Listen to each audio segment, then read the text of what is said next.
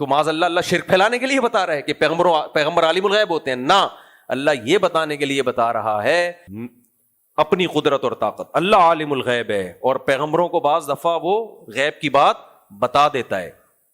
تو ان لوگوں کو حضرت یوسف کے نبی ہونے کا یقین آئے اور پھر وہ توحید کی دعوت آپ کی زبان سے سنیں، کیونکہ آگے یوسف علیہ السلام نے ان کو توحید کی دعوت دی ہے. سمجھتے ہو کہ نہیں سمجھتے؟ چلتے ہیں میرے بھائی. ایک خلاصے کے طور پہ ایک بات کروں، اس پہ الگ سے کلپ بنا کے چلا دینا ولید، یہ جو پوری کرامت کی بحث ہے نا. آخری بات کروں تاکہ پھر ہم یہ واقعہ لے کے چلیں، تاکہ یہ ٹاپک کمپلیٹ ہو.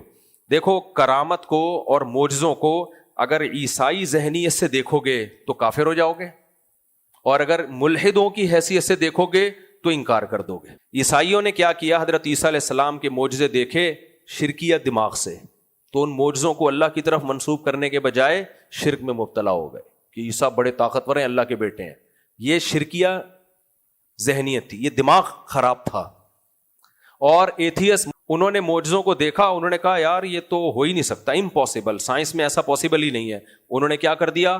انکار، اٹ ازنٹ پاسبل. تو کرامتوں کا بھی یہی ہے، دماغ میں گوبر ہوگا، شرک بھرا ہوا ہوگا، تو ہر کرامت میں آپ کو کیا لگے گا؟ شرک. اور بولو گے کہ یہ شرک پھیلا رہے ہیں، کہ حاجی امداد اللہ کشتی بھی نکال سکتے ہیں، فلانا بزرگ دیوبندیوں کے یہ بھی کر سکتے ہیں. یہ آپ کس کھوپڑی سے سوچ رہے ہو؟ شرکیہ دماغ.